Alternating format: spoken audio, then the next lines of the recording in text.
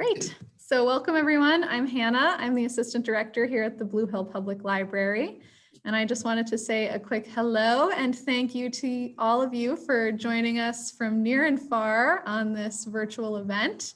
We're very pleased tonight to have Bill Kenny here to share a little bit of history from his new book called A History of Maine Railroads. Bill is a former career Air Force officer and a Gulf War veteran who has loved trains for his whole life and is going to share some really interesting tidbits for us tonight. And I know Blue Hill Books should have copies of the book in stock if you're looking to purchase it. You can always order from there, even if you're not in the area, they'll ship to you, or you can look at your local bookstore. And we'll have it at the library as well for borrowing if you're interested in taking a look. But I will, without further ado, hand it over to you, Bill. Well, thank you, Hannah, and thanks for inviting me. I'm excited. I wish I could come to Blue Hill in person. It's one of my favorite places in Maine to go visit down in that area, Blue Hill and Surrey. So the first slide that I show of the History of Maine Railroads, and I put this up. This is the car barn that's at the Wiscasset, Waterville, and Farmington Railway Museum in Alno, which is just about 2 or 3 miles outside of Wiscasset. And I show this because it shows a passenger car on the left. It shows the car barn, which is basically the repair shop for railroads. It also shows the 2-foot rails, the narrow gauge, which I'll talk about later. And it shows that small steam engine there, and that engine was the last 2-foot steam engine made by the Portland Company. That's the only one left in existence in the country. And on the right, that little green one is called a yard goat.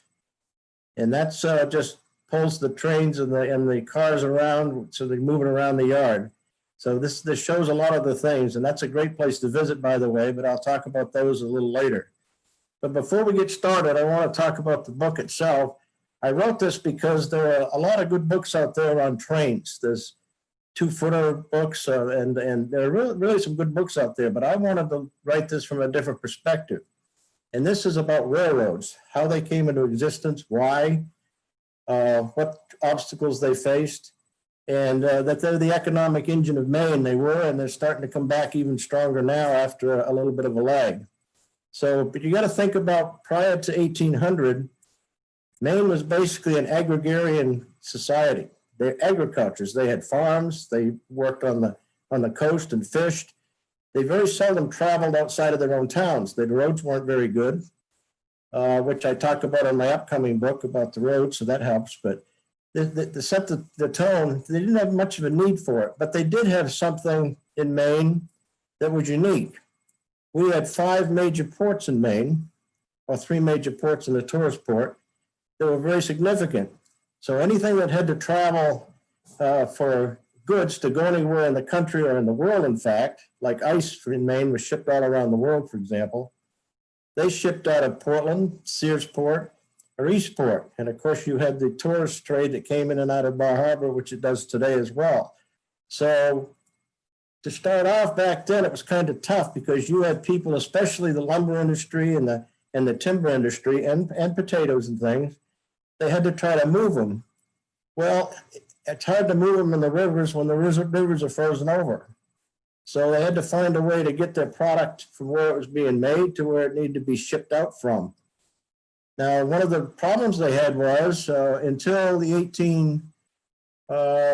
1860s, they weren't allowed to issue public bonds to finance railroads. So if somebody had a mill and they wanted to ship something, they had to create their own railroad, just like a company today would have to buy its own trucks. That's very expensive. And that came into play later, which is why Maine had so many 2-foot or smaller railroads, but we'll talk about that a little bit. So keep in mind when we talk about this is keep in mind the rivers and how they freeze over in the wintertime, and keep in mind the major ports of Portland, Sears Port, Eastport. Now, who benefits from this? In other words, what's in it for me? Who are the key players? And when I looked at this, I always answered the question I had in my military intelligence world. We had to try to get the right stuff to the right place at the right time for the right price. And that's exactly what the people in Maine were trying to do. The people that had the lumber yards or at cutting lumber and so forth. For example, Maine at one time, Bangor, Maine, at one time had 300 sawmills. Think of that. So they had to get the lumber, the pulp, the trees to the mills.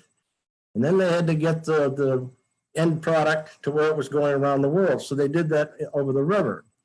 Well, that's okay for part of the time, but the rivers froze over in the wintertime, so you couldn't float the logs down for the lumber yards, and you couldn't get down the river to get out to port to go overseas. The other thing to keep in mind was at the time when Maine started, Maine was a big shipbuilding thing. They had the huge mast ships that were being built in Maine. They also couldn't get the masts they needed and the lumber they needed to those shipyards to build it. So they had a real dilemma they were facing. So who are some of the key players? Well, first of all, in the book, I talk about quite a few key players, but we were two governors that were instrumental in Maine railroads. The first one is a name I'm sure you all know and remember, Joshua Chamberlain.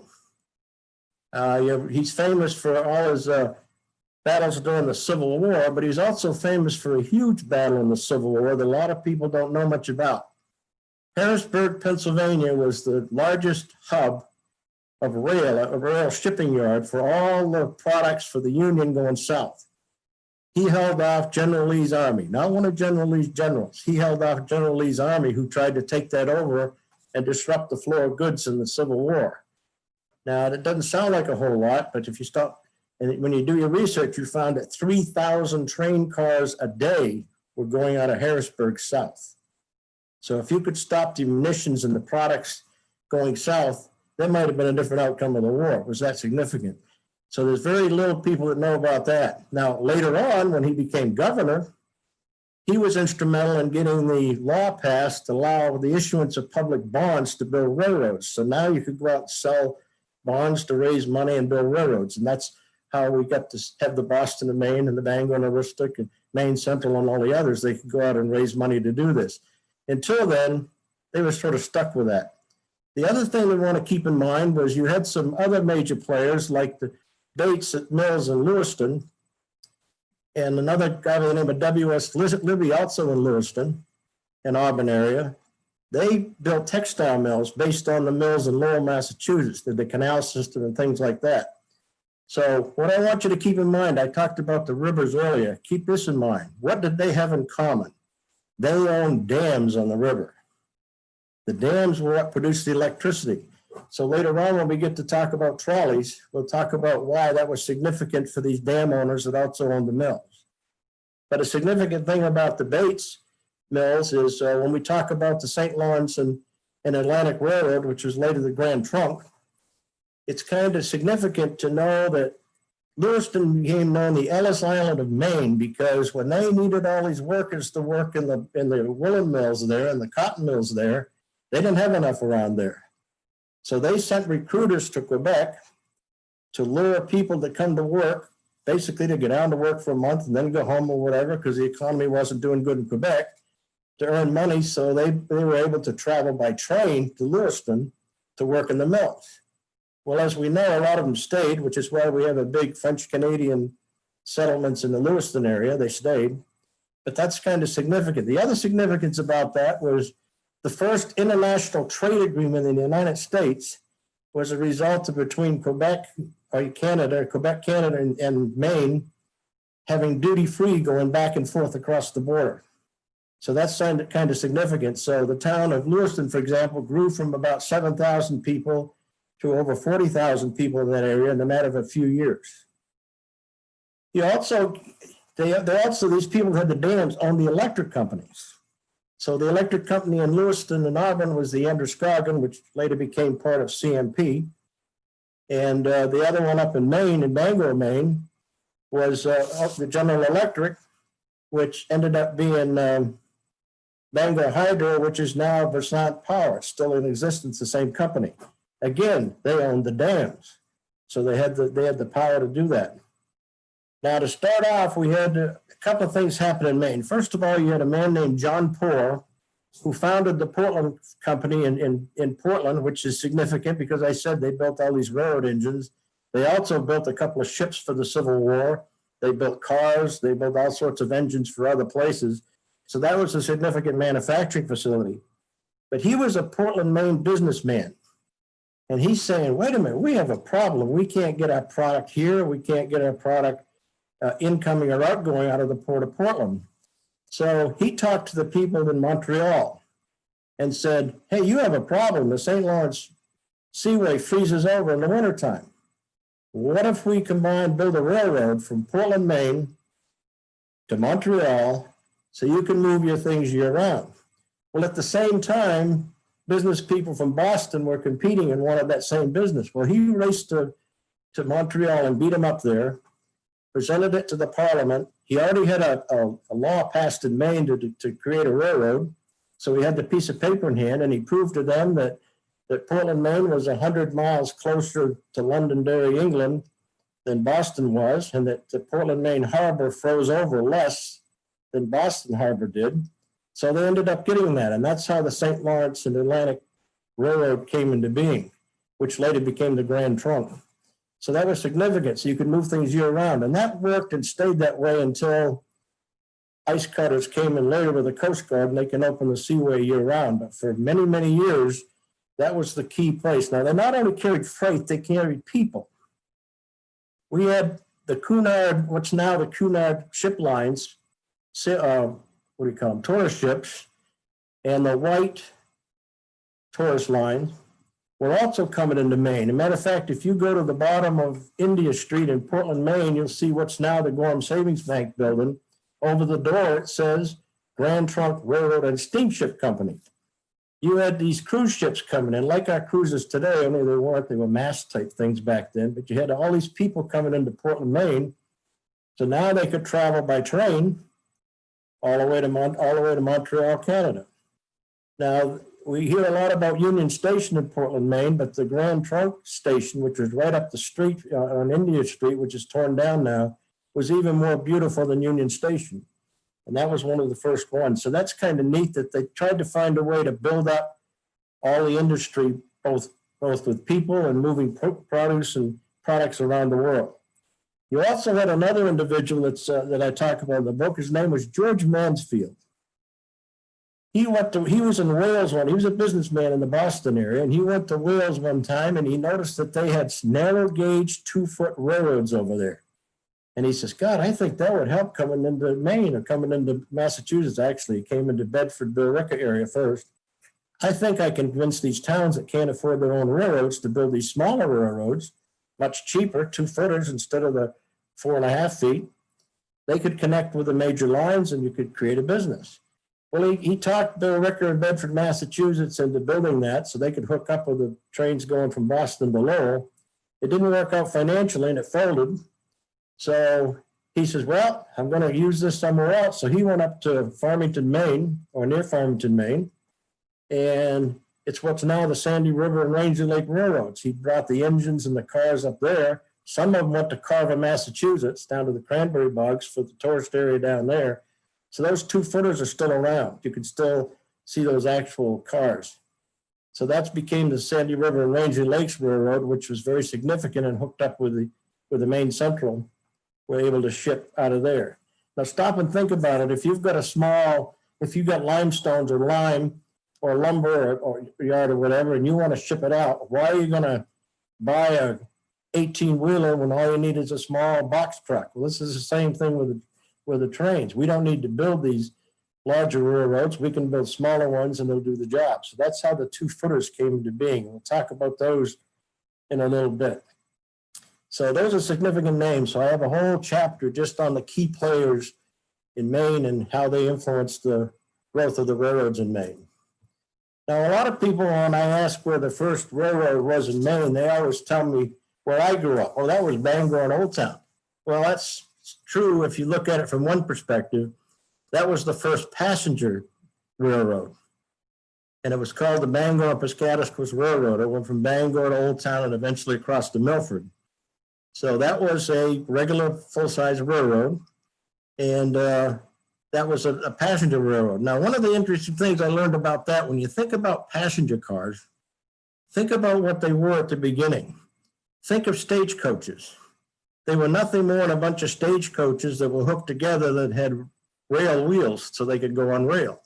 They had no heat, so before they left Bangor, they would heat up 2 5 or 10 gallon cans of water and put them in there to preheat the stagecoach or the cabins. And then just before they left, they'd replace them with some other hot ones so they could make it up in the wintertime. They also ran along the side and collected the money right from the windows of the coaches, which I thought was kind of interesting. So that was that railroad. But basically the railroad started down east. The first railroad was a Callus and Bering Railroad. It started off as a 2-mile railroad from Bering to go down to the port of Callus to get lumber that was being milled at the Vance lumber mill there. And then eventually they went up further, another 6 miles up. That railroad still exists as part of it's part of the paper mill down, the Woodland Paper Mill Railroad that hooks up and goes to Mattawamkeag now. So that railroad itself still exists. Now, what's kind of interesting is I show this image here and it shows what it looked like. This is not an image of that railroad. It's an image that's similar to it, but I would do that to show you that they were pulled by horses at first. They didn't have a steam engine. They were pulled by horses. That's why you see that. Now, that Callus and Bering Road, if you think, there's a very interesting character, William Vance, and I write about him in my book, and he was on the side he was a Tory for one while, and he was on the American side for another time. He played both sides and politically and so forth, so he was kind of interesting. But now that's the New Brunswick and Maine Road that runs through Mattawamkeag. But William Vance, if Vanceboro was named after him, he had a couple of hundred mills at one time, lumber mills. And again, they used to float the logs down the St. Croix River to get to the mills, and then they would have to get them somehow to get to Callus to ship out. Now, again, that froze over in the winter, so he came up with this idea of building the railroads. Now, when I talk about narrow gauge and standard gauge, the standard gauge railroad tracks are 4 feet 8 inches. That's the ones that the Maine Central run on and the Boston and Maine ran on and so forth. But the narrow gauge tracks are 2-footers. Maine was the first state in the country to have 2-foot railroads, not counting that failed attempt in Bedford, Billerica, Massachusetts to never get off the ground. And that's kind of significant because we also had more than any other state. Now, Colorado also had some narrow gauge railroads, but they were 3-footers. And they weren't quite as successful. And again, it's kind of interesting because your bridges and your trellises could be smaller. They could have less weight. Some of the mountainous and the wooded areas, you didn't have to cut so much wood down to get the rail line through there. The picture on the narrow gauge tracks is taken on the Eastern Promenade by East Beach in Portland. I took that one, and the other one's a standard gauge track that's not too far from my house in Cumberland, Yarmouth area. So that's just to show you the difference between the two sizes. Now let's talk about the types of locomotives. You had the steam engines, and we have the diesel engines, and you have the electric trolleys, and we'll go over all of these in a little bit of a detail. The steam engines were the workhorses of the railroads in Maine until about the early 1950s. As a matter of fact, I'll talk about one later. The last steam engine to run in Maine was 1954. Then they were replaced by diesel engines. And we also have electric trolleys. You had electric trains throughout the state that we'll talk about as well. So those are the different types of engine that they have. The Grand Trunk Railroad, that's the one I talked to you about. Here's a picture of it down in Portland. It's right down the bottom of India Street Hill. It's right where the big ships come in now, where the parking garage is down there at the bottom of India Street. And again, the Grand Trunk waterfront included grain elevators, multiple piers, and that beautiful depot that was torn down as part of, quote, urban renewal, which I'd have another word for it, but they called it urban renewal. And I remember when I was a young child, I may have been 8 or 10 years old, my grandfather taking me there to pick up some relatives, collect some relatives and stuff. And I was just in awe at that time. At one time, Portland, Maine was the largest amount of goods shipped out of Portland, Maine than any port on the East Coast, more than Baltimore, more than New York. So that's kind of significant at that time, again, because of the connection with Canada coming down that way. The Grand Trunk Railroad got built as a result of that. That's the one that started off as the St. Lawrence and Atlantic that I talk about. You can see how that basically comes out of Portland, hangs a left and goes through Vermont connects with Montreal. And that's the one that really opened Maine. And you can see how they came through Auburn, which is actually Danville Junction near Auburn. And then they just crossed the bridge and went over to Lewiston. Matter of fact, the train depot in Lewiston that they went to over there, the connectors, that building is still there. That depot is still there, which is kind of interesting. So that was a connection that went up through there. So when you think of this, say, okay, the St. Lawrence Atlantic or the Grand Trunk went north and hung a left and went northwest. The Boston and Maine was the one that came out of Boston and hooked up with Portland. And that's kind of a significant railroad, because that opened up Maine to be able to go to Massachusetts for both freight and passengers.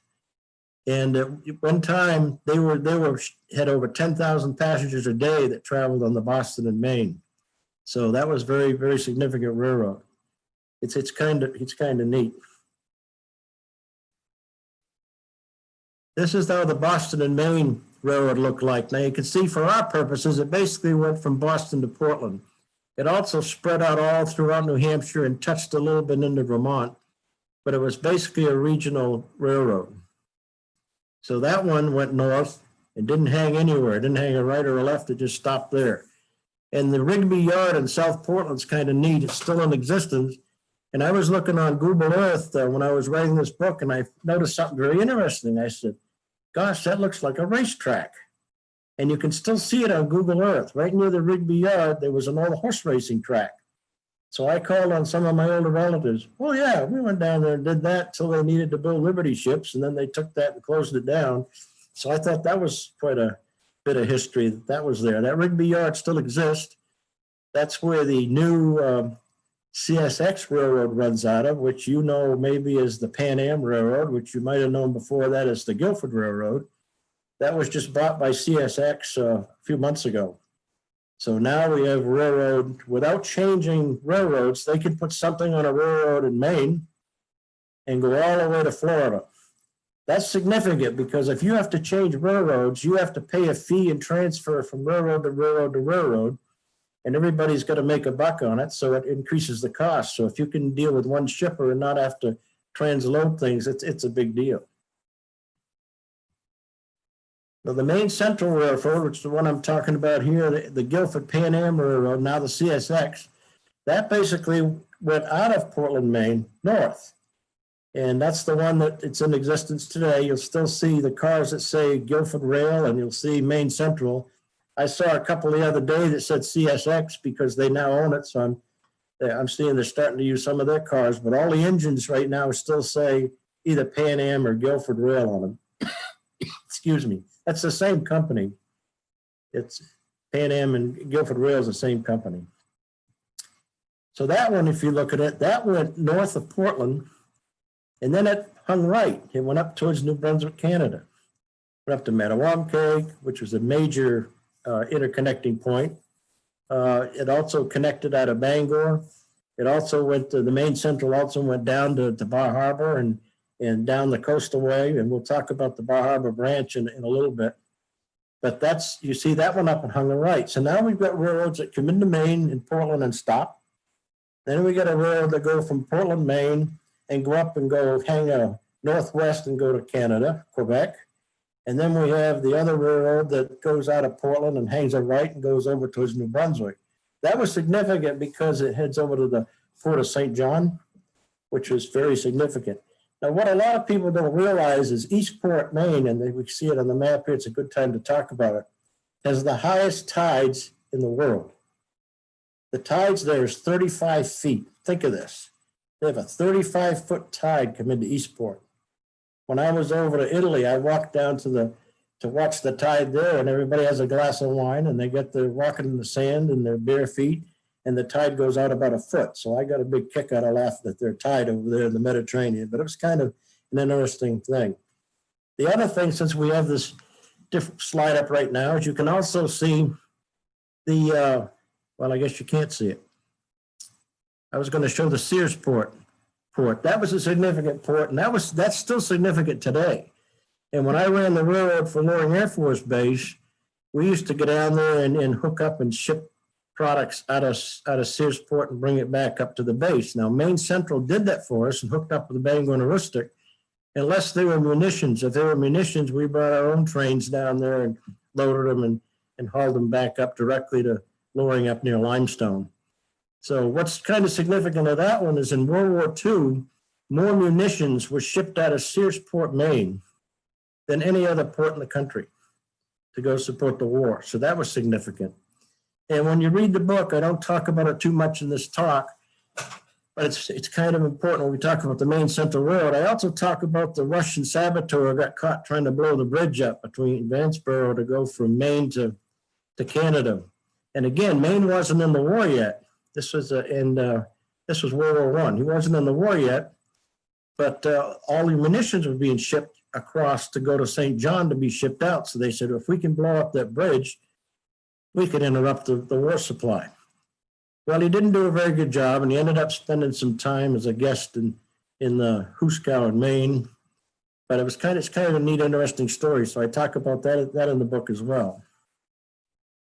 Now, I throw this up there because Maine had all sorts of challenges. You had to have all sorts of bridges to cross. But what's kind of one interesting to me is the Maine Central Road. When I got up to Bath, it couldn't get over to Willits on the other side to go up near Rockland and get the lime and like where Portland Cement and all those people are up there now. They couldn't get over there. So what did they do? They built a train ferry. And if you look at this, it's not a very good picture, and that's because I didn't have a very large picture. When I blew it up, it looked this way. But if you look closely, you can see that that's a train on that ferry. So they drove it up to the port up in Bath, near where Bath Ironworks is now. They drove that train on the ferry and went across the other side. They unloaded it and they took the engine and went up and did their business and hauled stuff back and forth and come back the same way. So not only did the engines ever come over that way, so did all the cars. So it was a slow process. It might take 3 or 4 days to get a 80-car train across the river. That was replaced by the Carlton Bridge. As a matter of fact, they tore down the old federal building there in Bath to build the Carlton Bridge, which is kind of sad too. But anyway, that's the history part of it. But I think that's kind of neat to see how they did things and were able to do that. And that's kind of a significant thing to use a train ferry. I never would have thought of that. But it used to put the engine on this ferry, it used to take about 6 hours. And to put one of the rail cars on that used to take about 2 hours. They could carry one engine because of the weight.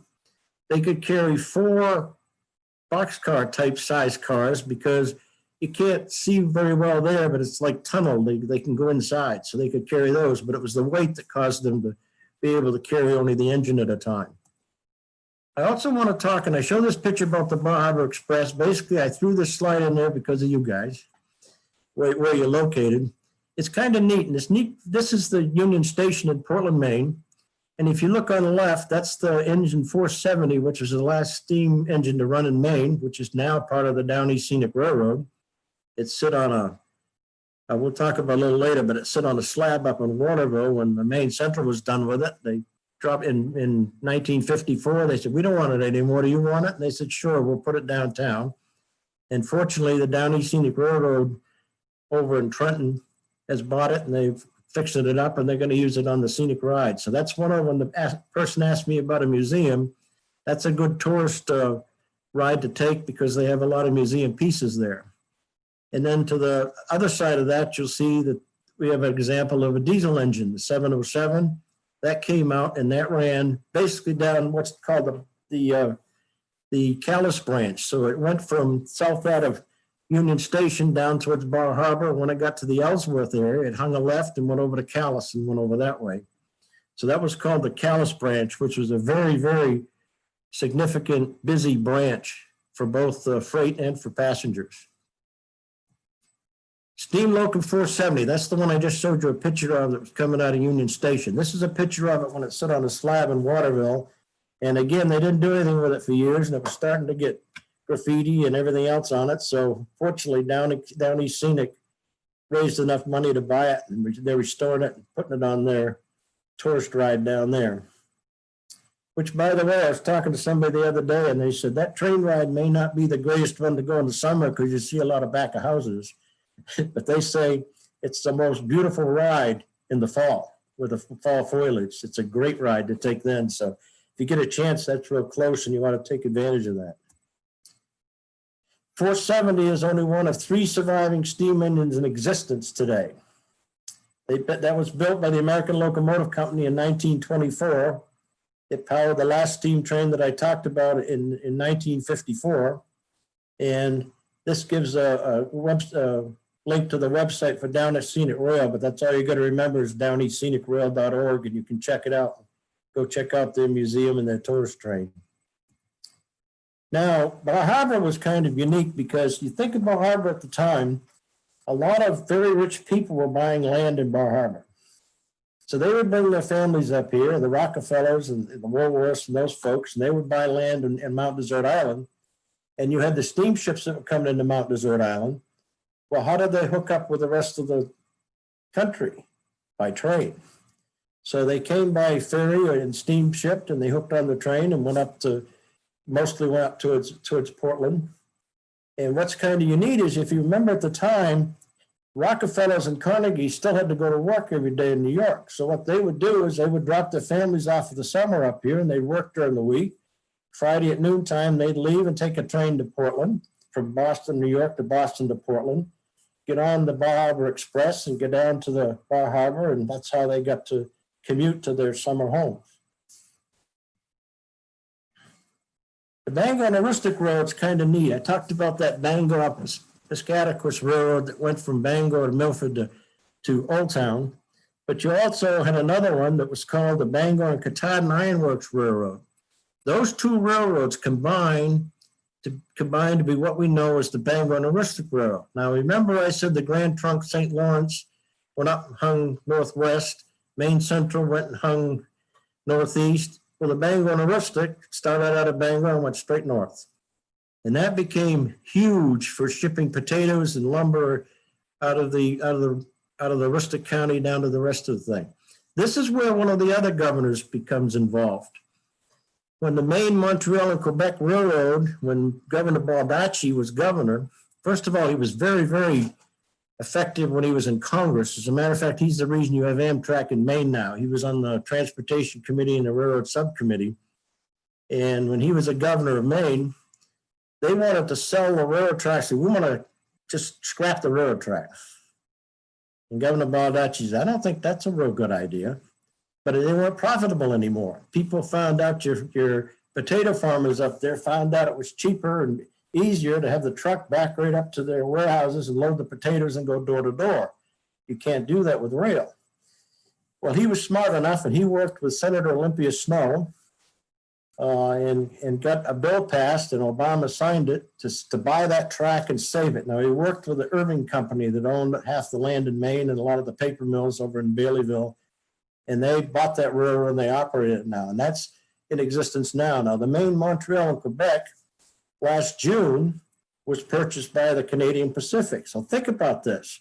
For many years, we didn't have a Class 1 railroad in Maine. No, Class 1 railroad is by the number of mileage of tracks that you have. Again, you had to ship from one railroad, transload it to another one.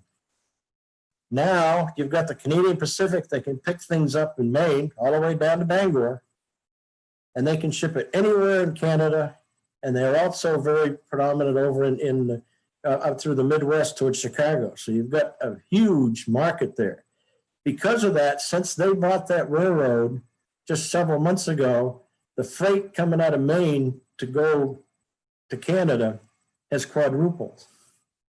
They figure it's about 700 or 800 jobs in Aristic County that are being created just because you now have a larger railroad that can do that. So to me, those are the 2 governors that one helped the railroads get started, and the other one saved half of Maine from not having railroads. Now, this particular Bangor and Aroostook Railroad is a diesel engine. Again, this happens. It's kind of strange because they came out of Bangor, but this is taken in Portland when they were doing a tourist tour, sort of like a grand opening type thing, and they went down all the way down to Boston to do that. So this is kind of deceiving because it's not a picture up in Bangor. Now, the story about this is kind of neat because when I was 11 years old living in Old Town, Maine, and I also want to confess, Governor Baldacci wrote the foreword to my book, but that's because we're lifelong friends. His dad ran a restaurant in Bangor. My dad ran a restaurant in Old Town. So we had the same core of people. He's a little younger than I am, but we had the same core of experience. And he and Senator Cohen was also part of that group because his dad had the Jewish bakery there in Bangor and stuff. So anyway, it was sort of like an inner circle. So when I asked him to write the book, he couldn't wait to do the forward. He couldn't wait to do it. When I was 11 years old, my mother died when I was very young. My father was running a restaurant, didn't have any time for the 3 kids. He pinned my name and my grandparents' phone number, Spruce 7321, on my chest, put me on the train in Old Town so that my grandparents could collect me at Union Station in Portland. You wouldn't dare to do that today. Now think, I'm an 11-year-old boy. So first of all, the conductor said, "You've got to help me punch tickets." Well, little did I know he was keeping an eye on it all the way from Old Town to Portland, but I thought that was neat. And then when I stopped by to look at the restrooms, I see these toilets there, and there's a sign that says, "Do not flush in station."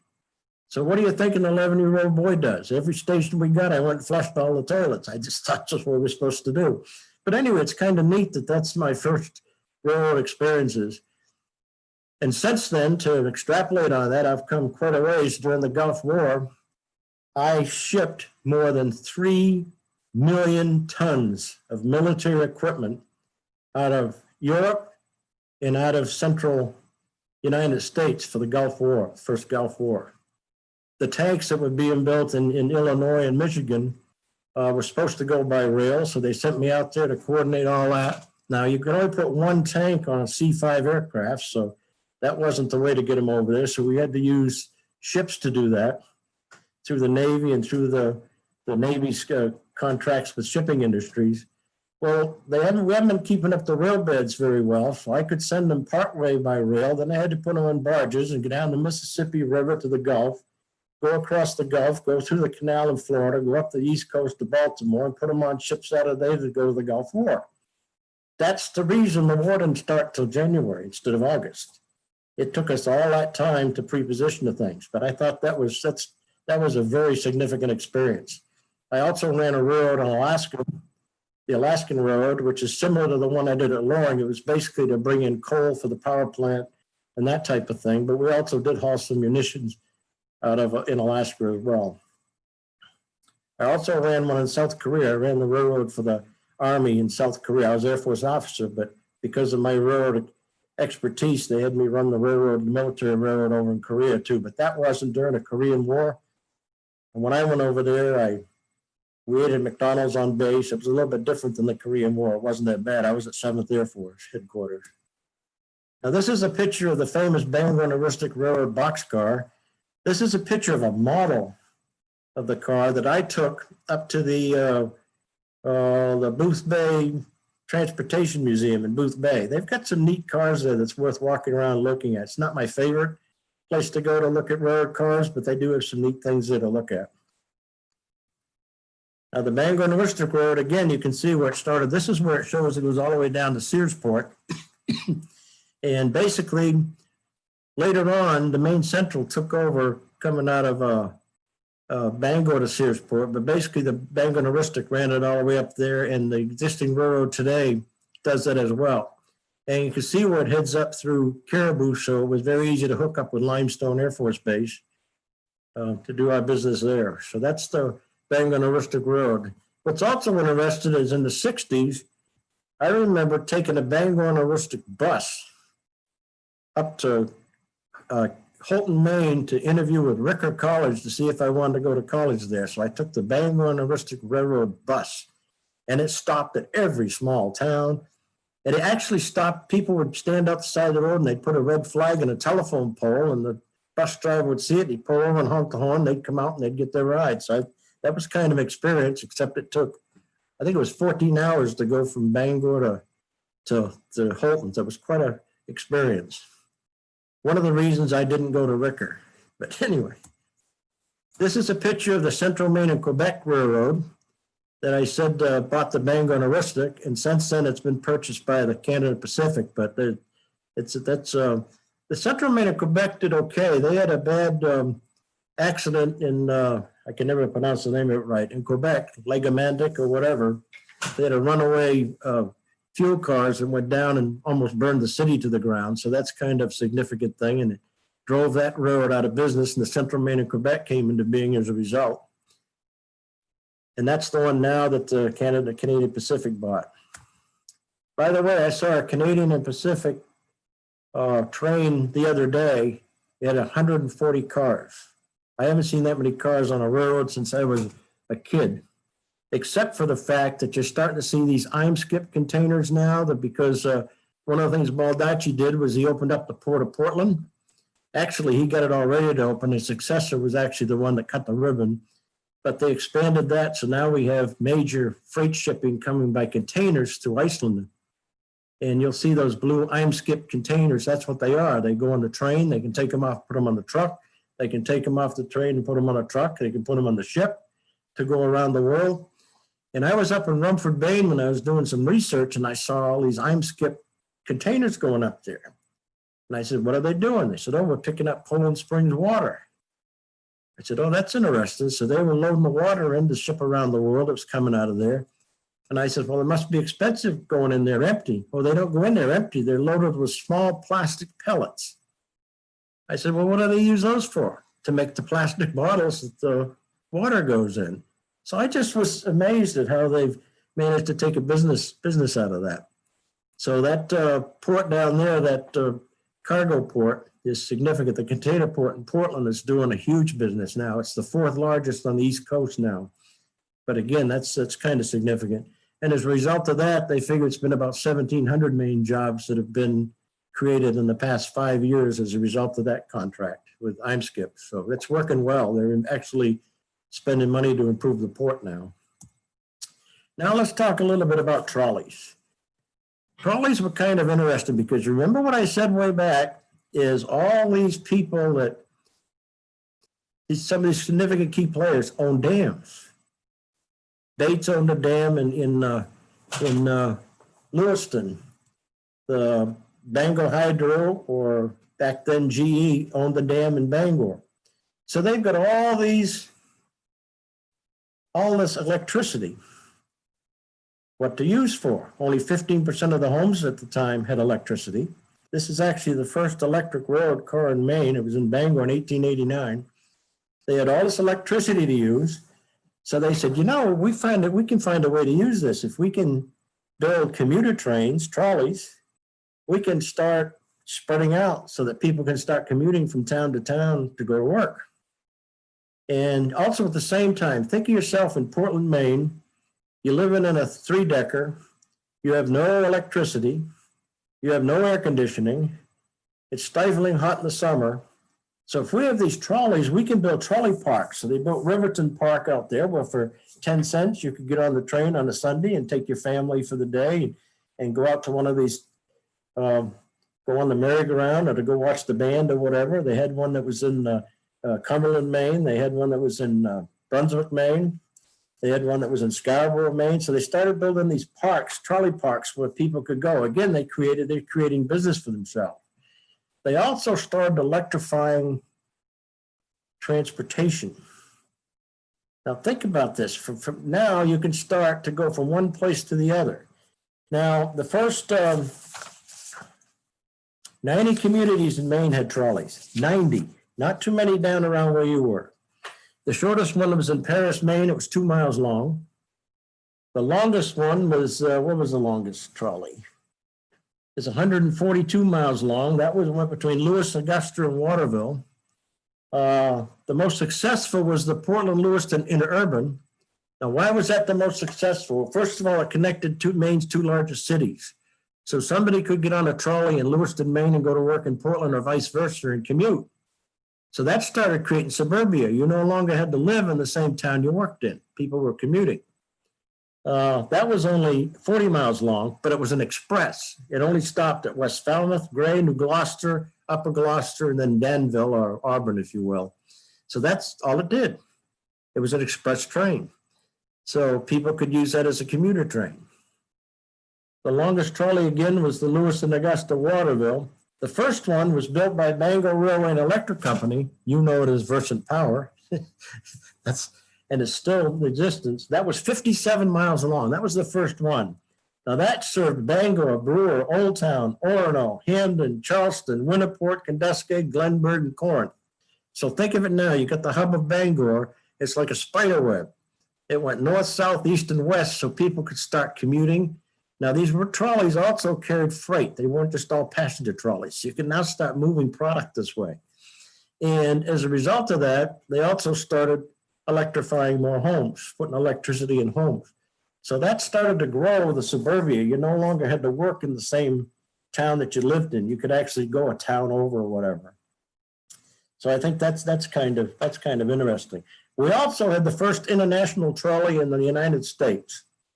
It was in Callus, Maine. And what was it called? Let me see. Callus Street Railway. It went from Callus, crossed the bridge over to St. Stephen's, went north to Milltown, which is probably 6 miles, hung a left, went back across the river over towards Baileyville, came back down to Callus. So, but it was the first international trolley, which I think is kind of interesting. Aristic Valley also had a trolley, only one. It was called the Aristic Valley Trolley, and it served Caribou Presque Isle area. Now that was primarily freight, hauling potatoes. So they could get them, again, to hook up with the main railroad lines. They used electric trolleys and as well as the other things that came along later. Now, one question I'm often asked, and it's not in the book, what about the ghost engines that are up in the Allagash in the middle of the woods? I'm asked that all the time. There were 3 engines up there, and that started because a gentleman got a contract with Great Northern Paper to supply so much pulp, timber for their pulp. And so he bought these engines and built a railroad track, never got it off the ground. So the mill took it over, started running it. When they had no need for it anymore, they just left the engines out in the middle of the woods out there. It's a neat hike. I mean, you got to drive all the way up to the Allagash and then hike in 5 or 6 miles to see it. But it's, for anybody who wants a good hike, it's still an interesting thing. But they asked me about that a lot. The other thing that's kind of significant is when I talked about that Portland Lewiston interurban, on August 18th, 1918, Teddy Roosevelt, who was running for president again after he was president before, running as a Bull Moose candidate, he gave a speech off the end of the trolley in the trolley car called the Narcissist, political speech at the end. And I had a picture of that, couldn't get it into the book because the publisher said it wasn't good enough quality. Didn't come out well enough. But it's kind of neat to know that, hey, Teddy Roosevelt was in Maine and talked off the end of the train. Now, I mention this because the electric railroads that they had by the Portland Lewiston Inner Auburn were all named after flowers, which is why that was a Narcissist. That's significant because that railroad car still exists. It was somebody bought it to use at a camp on a lake for years, and a few years ago, the Seashore Trolley Museum bought it. They restored it. It's costing them over $1 million to restore it in the original thing, but that's down the Seashore Trolley Museum down in Wells, and that's another place that's worth visiting. They got some great cars down there that's kind of interesting to see, but that's being restored down there. One of the other things, here's a picture that I put in there. This is the one they said wasn't good enough for the book. That is Teddy Roosevelt standing on the back of the car. They said, well, we can't tell. Like, okay, it says down there, ex-president, but anyway. But that, and you can see the name on the car, it's part of it. That's the Portland Lewiston Interurban. You can see where it had the name on there. So that's kind of neat that that's how they gave their political speeches. I think it's kind of neat that he rode the trolleys in Maine. I guess he did about everything there was going. Now I put this on there again because of your area. The Cadillac Mountain Cog Road. Now, if you look at that road, it says GMRV. That's because before Cadillac Mountain was called Cadillac Mountain, it was called Green Mountain. So that's why that says Green Mountain Railroad. That's the Cadillac Mountain Cog Railroad that goes up to the top of Cadillac Mountain, which is kind of neat to see that. So that still exists. Now, this is a picture of the copy of my books. Like she said, you can get it at the local bookstore. I like supporting local bookstores. I think it's a great idea. If you happen to want an autographed copy, you can also go to my website, which is easy to remember. It's historymaine.com. If you go on historymaine.com and order the book, it will be autographed and I'll ship it out to you. So that's what that's all about. And again, the pictures on this is kind of neat. That's the Amtrak that I took out of Portland. The bottom one is the picture of the Boston Maine rail car, which is called the Portland. And I thought that was nice because it's about Maine Railroad. So I wanted to use one that said Portland.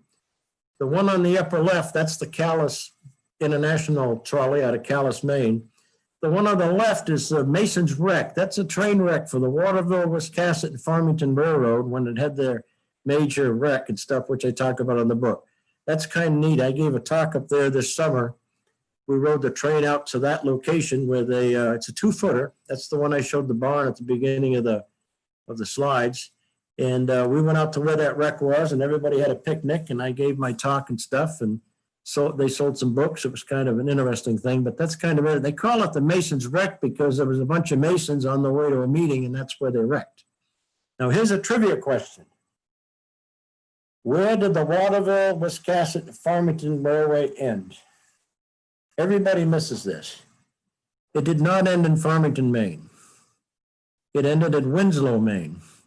They never got permission to cross the Maine Central Railroad, so even though it's named the Waterville, Wiscasset, Farmington, it stopped in Winslow. But that's a wonderful place to visit, as is the Maine Narrow Gauge in Portland, as is the Sandy River and Rangeley Lakes up in Phillips near Farmington. Those are all great to look at. One of my other favorite ones is the Belfast and Moosehead Lake Railroad, which is running out of Unity, Maine right now, not Belfast. They're redoing some track there. And I gave a talk up there this time. During COVID, they put on extra cars and we had 85 people on the ride. It was really a fun trip, and sold some books there for them as well. So that was kind of neat. But they're very different. So if you go to the Waterville, Wiscasset, Farmington, which you should, that's one of my favorites. The trip up to Unity to go to the Belfast in Rangeley Lake is also they're different, but they're both very different railroad museums slash tourist rides. So you've got the Seashore Trolley Museum you can go to. You've got the Downeaster Scenic Road you can go to. You've got the Maine Narrow Gauge in Portland you can go to. You've got the Sandy River and Rangeley Lakes and the Seashore Trolley Museum. I guess I mentioned that. So you've got all those that you go visit, and I really encourage you to do that. It's when I gave my book launch on the Maine Narrow Gauge, and it was kind of neat. This was back in June. And they had an older gentleman that drove up in the car, and he says, I just drove up from upstate New York to see this and take the ride on the train. His wife passed away a few years ago. He's in his 80s. And he told me he had visited every train, museum, and ride east of the Mississippi since his wife passed. That's his passion now. And I was on the checklist, or the Maine Narrow Gauge was, and he said, it's perfect time to go up there when they're giving the book talk, which I thought was kind of neat. But then I corrected him because he hadn't been to the Downeaster Scenic Railroad yet. So he had another mission to go. He left from, I'm going right now. So he headed up to Trenton to take that one. So I'm open to any questions that you may have, and I hope you found it enjoyable. Thank you, Bill. That was great. So yeah, if folks have questions, let's see, I'll end the screen share, I think, so that we can see each other. And again, you're welcome to type a question into the chat box and I'll read it out. Or if you want to give a wave, I can call on you and you can unmute yourself. Richard, I see you unmuted. Did you have a question? I have two questions. One is, is Bill familiar with the Narrow Gauge Railway Enthusiast web group, Facebook group? Yes, I am. It's mostly English, but it covers all over the world. Yes, I am. I'm on that Facebook page. And That's very interesting. And when I was traveling in Europe for the military and doing shipment over there, I actually got to see some of the narrow gauge over there. It was kind of interesting. yeah, I lived in That's where England it started. saw some of them. I'm sorry? I lived in England for a year and saw some of the narrow gauge. Well, I've been in 51 countries. I traveled with Secretary of State Madeleine Albright and Vice President Al Gore and President Clinton and President George Herbert Walker Bush as their intelligence officer. But of all the 51 countries I've been in, and I don't know how or why, I've never been to England unless you count changing planes at Heathrow. But I think it's just amazing. But I just That's never called the been- only construction site with its own airport. Yes, yeah. The other question I had was, did I understand you correctly that you have also written a book about narrow gauge in Maine? No, No, okay. no. If you look up God, what's his name? He's the expert. I got it in the back of the book, suggested reading, but hold on, let me see if I can find it real quick. A man you want to read about the specific railroads. Hold on, I'll find it, hopefully. Maybe not. I'm drawing a blank right now, but I've read all his books. He wrote some, no, I can't find it right now. Anyway, there's a great railroad about 2 feet to Togus, it's called. And that's a great book on the narrow gauge. Now, that's a neat book because that's the only road in Maine that didn't hook up with any other railroads. They unloaded freight and veterans in Hollowell off a ship, off the boat, came up there, unloaded them, and they went to Togus, which is where they had the veterans home and so forth. So that's kind of neat. Now that finally they built a trolley that went to Augusta, and that sort of took that out of business, but it's kind of neat to railroad. That's called 2 feet to Togus. It's a great book. Okay, well, thank you very much for this presentation. It's fascinating. You're welcome. We had a question in the chat, Bill. Were Shay locomotives used in the logging industry? Well, what? Were Shay locomotives used in the logging industry? I've had a couple of people ask me that question, and I can't see that they were. They might have been, but I can't see that they were. I couldn't document it. And then a follow-up, are there any Shays preserved in Maine? Not that I'm aware of. There's one in Pennsylvania that I know of, and there's a couple in Baltimore at the museum there. Let's see, I see Susan and Tim, you guys unmuted. Did you have a question? Yeah, I was wondering when they talk about the cog railway, what does cog refer to? Those are the railroads they're pulled by chains or by cable. So it's a cable operating gauge type thing. And so if you go into the top of like Mount Washington, or you go to the top of Cadillac Mountain, they're not run by a steam engine or anything. They're pulled by a cable. They go up and down that way. So that's why they call it a cog railroad. I'm scared to death of those, by the way, but people seem to like them. I rode on one in Colorado coming down Pikes Peak, and I said, what happens if the brakes fail? Right. They said, don't worry about it because there's a spring at the bottom that catches it. It's called Colorado Springs. And I said, that's not what I wanted to hear, you know.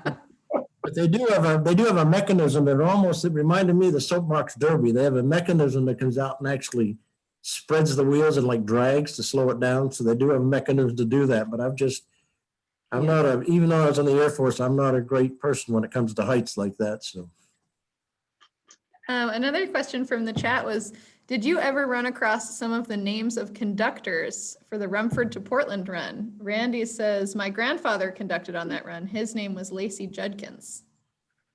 I don't remember that name. I remember when I was doing research, reading about the different conductors, but I don't remember. I didn't log any of that or document any of that. What I didn't know, though, is a lot of people think that the engineers up front run the railroads and the conductor is in charge of the railroad. A lot of people doesn't know that. They're in charge of the train. It's almost like a loadmaster on an aircraft. Pilots can't take off until that enlisted person in the back say it's good to go.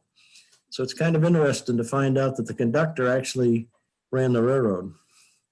I do remember talking about Baldacci. His father and mother ran the Baltimore restaurant, later on Mama Baldacci's, but when it was a Baltimore restaurant, I remember going down there one time and I was chumming around with one of the Baldacci's, and his uncle Vasco Baldacci said, here's a hot lunch. I want you to take it to the guy up in the shack there that crosses the traffic up near the Union Station in Bangor. The tracks crossed the road there and they had a little gate shack, if you will, no heat or anything in there. And the person would come out and hold the flag out in the middle of the road, stop the traffic while the train went by. So they used to send them hot meals for nothing, which I thought was kind of a neat little tidbit. That's kind of a neat story. Of course, we'd hear all sorts of stories as kids when we rode up there on our bikes to give them their lunch, but. Let's see, Raymond, I see you unmuted yourself. Did you want to ask a question? Yes, I sensed during your presentation that the railroads in Maine originated because there was an individual or company that needed to have a railroad come to it. And so they formed the Bangor and Aroostook and those out here in Kansas and in the West, the railroads formed based on the majors, Union Pacific or Atchison, Topeka, and Santa Fe would form a subsidiary, put in a railroad, and then they would absorb the subsidiary. Yep. And so the question is, was Maine not a big enough market or a different? Correct. We didn't have the population to do it, nor the businesses weren't large enough. For example, the Bangor and Aroostook was formed by taking the Bangor Piscataquis and railroad and combining it with a Qatar Ironworks railroad. Now that Qatar Ironworks railroad was brought to bring ore out of the Qatar area, small railroads to hook up to the larger railroads to ship. So they weren't even conglomerates at the time. It was just if you owned a lumber yard or a lumber mill, you had to figure out a way to get your stuff shipped there. So like today, you might buy a box truck or an 18-wheeler. Back then, the roads weren't that good. So you had to go out and build yourself a way to get it there, which was the railroads. Now, when I talk about my next book coming up, when I started looking at this and I started doing the research for this book, I found that there was a lot of history that railroads were connected with taverns along the Maine. So our book that my wife and I wrote together is Historic Taverns and Tea Rooms of Maine. And that's in print now and should be out in a couple of months, which would be kind of interesting because that was how business was done back then. You know, the roads were just rutted. And I come to find, I live in Cumberland and I'm doing the research and they said, oh, you know, there's a marker of Benjamin Franklin 2 miles from your house down on the old Kings Highway. It's been there all this time and I didn't know it was there. So I went down and took a picture of that to put in the book. So there's a lot of history and you read about John Adams when he was a circuit judge coming up and staying at the taverns. It was just fascinating. Fascinating to me. That's where all the business was conducted. You didn't have the town hall. So they did all the business at the taverns. Yeah, I'm reminded of like the Denver, South Park, and Pacific, you know, going from Denver up into the gold mine, silver mine area.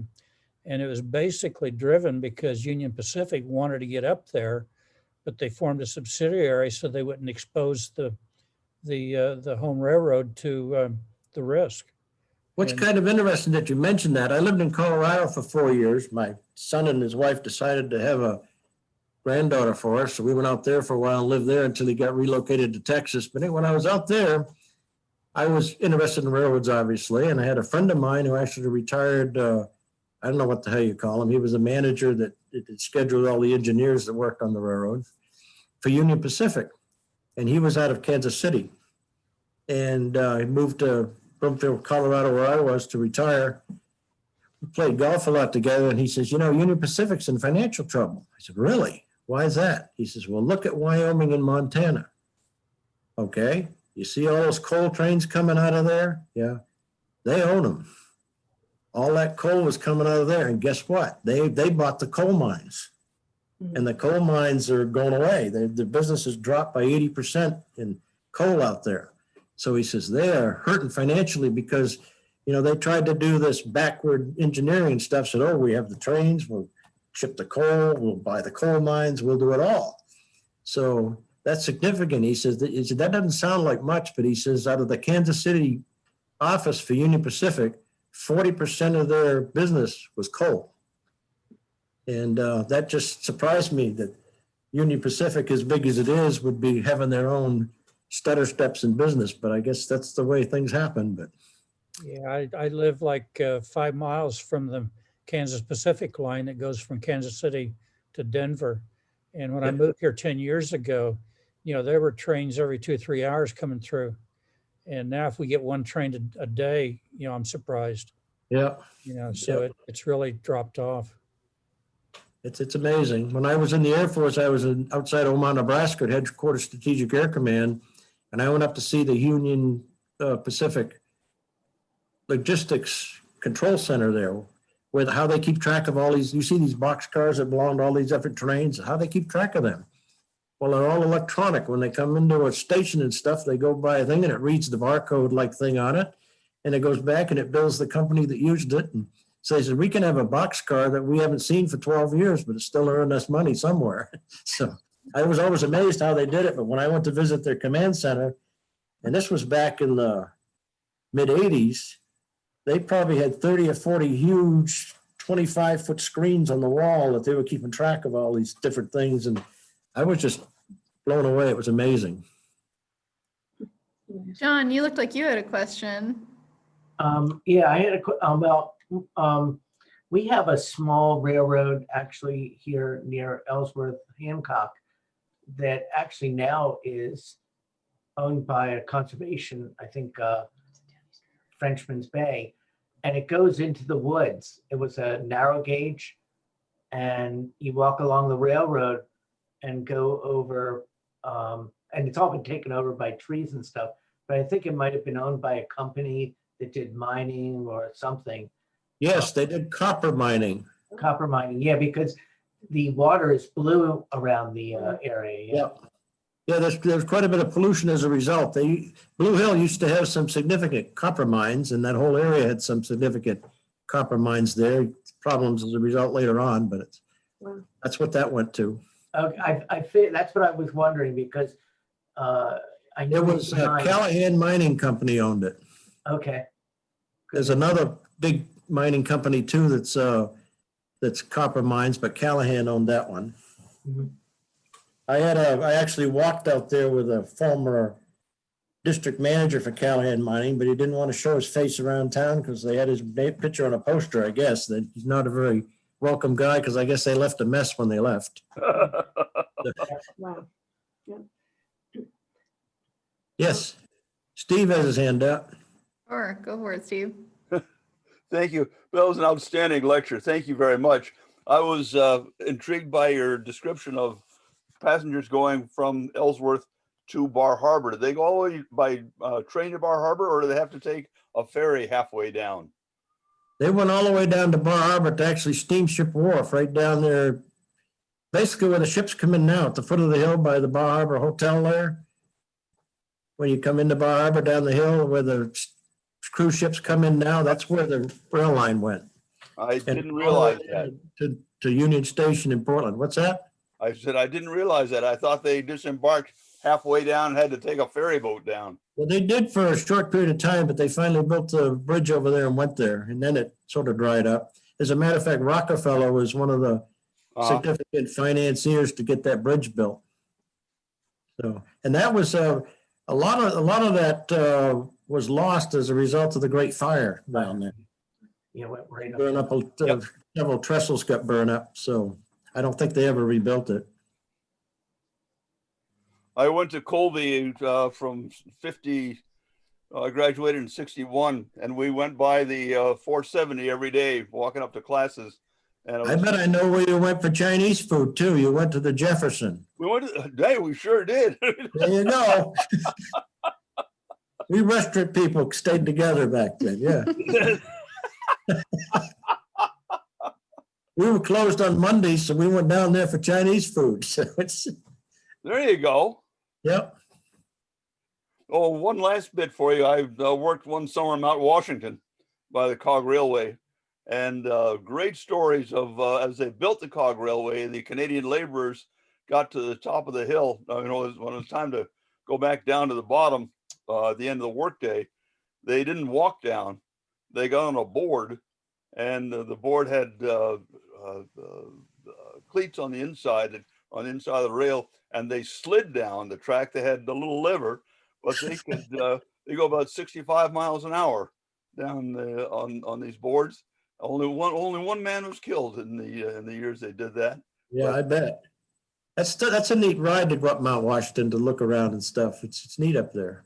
Yeah, they put some electric engines in there. Then you have to. The old pepper sass is almost retired now, as you don't get the cog anymore. But I'm kind of partial to Cadillac Mountain because that's where I asked my wife to marry me in 1966. In the fog at the top of Cadillac Mountain. So, we drove up. We didn't take any cog railroad, but no cog railway. Okay. Playing it safe. I want to read a couple more questions from the chat. Let's see. This one's from Doug. He asks, are you aware that back in the 1870s, there was a proposal to extend the railroad to Bucksport all the way to Blue Hill with a branch, or all the way to Ellsworth with a branch down to Blue Hill? It would have crossed Union Street next to the old cemetery and Tenney Hill just above the Congregational Church, just like right there.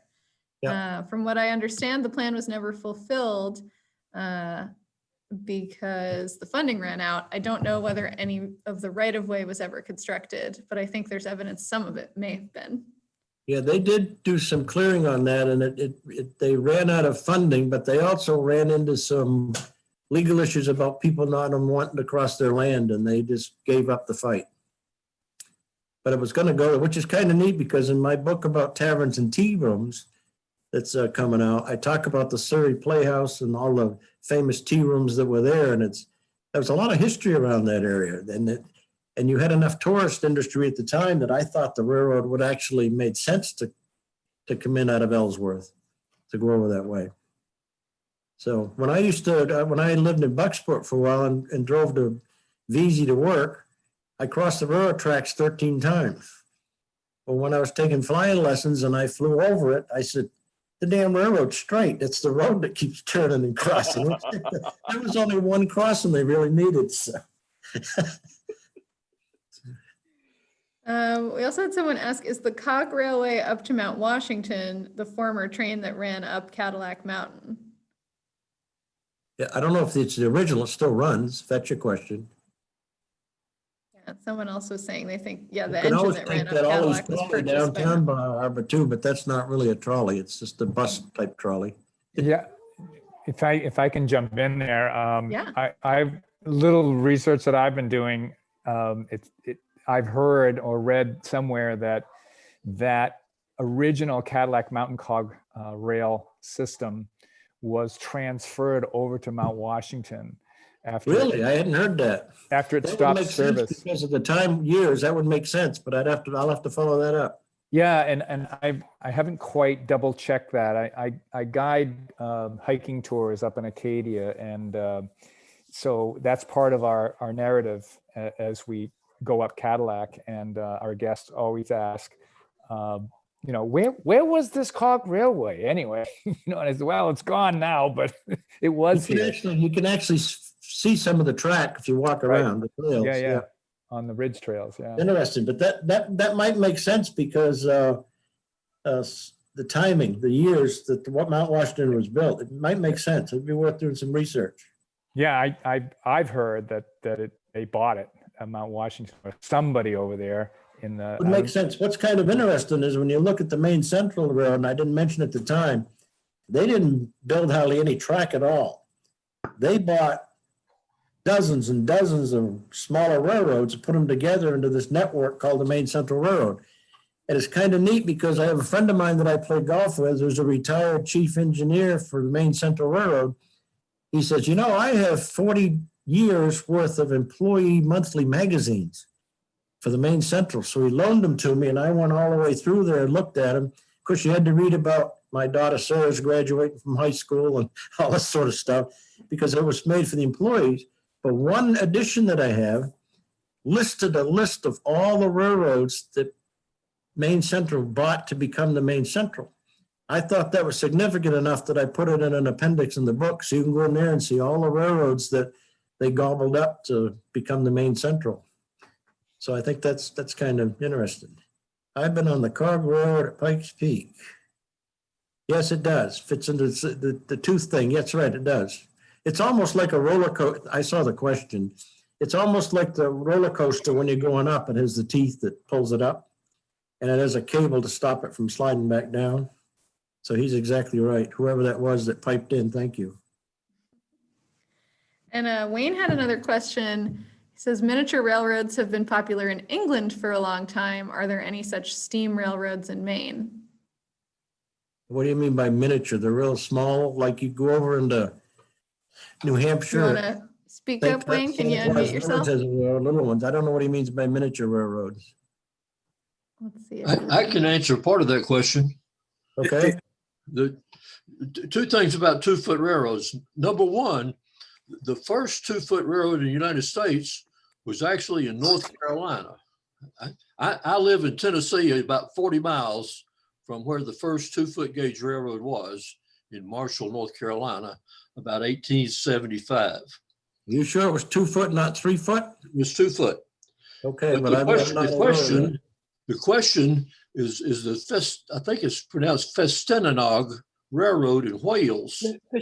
All That's slate. the person I talked It's to you a about. 2-foot gauge Mansfield. railroad, and it is Do a that. fantastic steam operated railroad even today. Yes, it still exists. That's the one I mentioned that Mansfield from Massachusetts went over and saw and came back and started the Bill Ricker in Bedford, ended up going to start the Sandy River and Rangeley Lakes, and some of it ended up down at Carver. That's where it came from, that road. I can't pronounce the name of that railroad either, but That's I've got been totally reconstructed, and it's they even got articulated locomotives, and it's so small and fine that you ride in a passenger coach and you put your elbow on the windowsill, and if you put your elbow about 3 inches out the window, you'll scrape a wall. that's amazing. Clearances are that close. What's kind of neat about the There ones are that 20 or went to the 30. Carver it's a cranberry bog down there that closed a few years ago.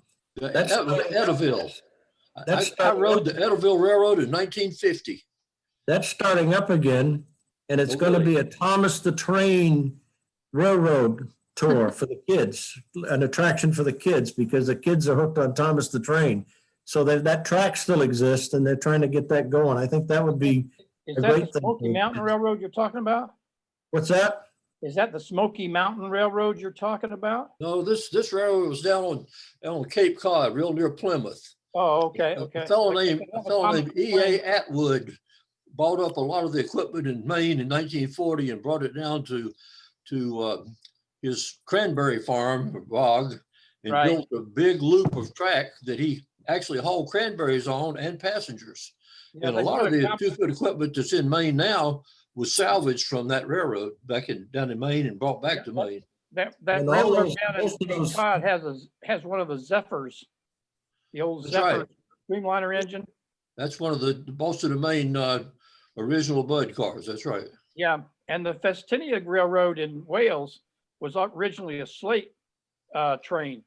They went into the slate mines and brought the slate down for roofs and things like that. Exactly. But Yeah, the most of the miniature railroad- 2-footers were for haulering product, not people. Yeah. Well, it's tourist now, but still does some slate.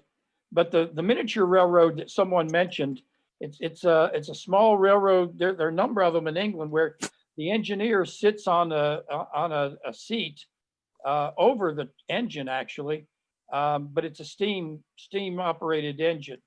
There are a number of them in old country houses on the states, things like Huh. that.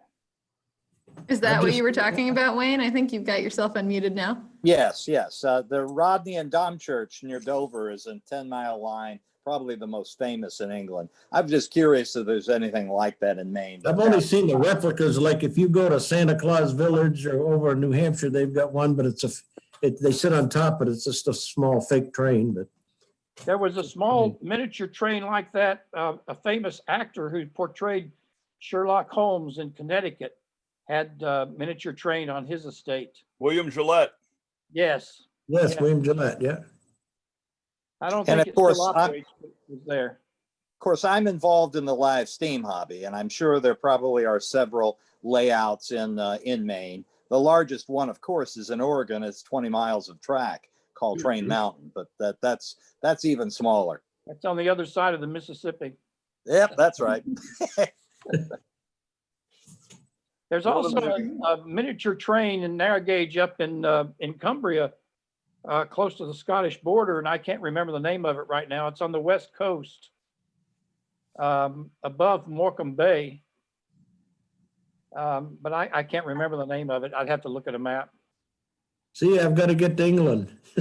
I know, yeah, exactly. Get that country number 52. Well, thank you so much, Bill. This has been great. And I want to invite everybody to go ahead and unmute yourselves and give a big round of applause, shout out your thanks. And let's have a round for Bill. Thank you. Job, Bill. Thank you very much. Thank you for Very much. listening. Is there any, Thank you. is there any way that we could have a list of people who want to be contacted? Some of the comments that people have made give me the desire to carry on conversations. Is there any way to do that without invading anyone's privacy? I mean, if folks want to throw their email address into the chat, you could grab it before I end the meeting here. Or if people want to connect with each other, you can feel free to email me at the library, and I can put you in touch with each other. And don't forget to buy the book. And don't forget to buy the book. Either go to Is the there a- bookstore or go to my website, historymaine.com, and be ready for the next book coming out in a couple of months. Is there a Facebook page for the library? Because it's so easy to create a small little chat group within Facebook.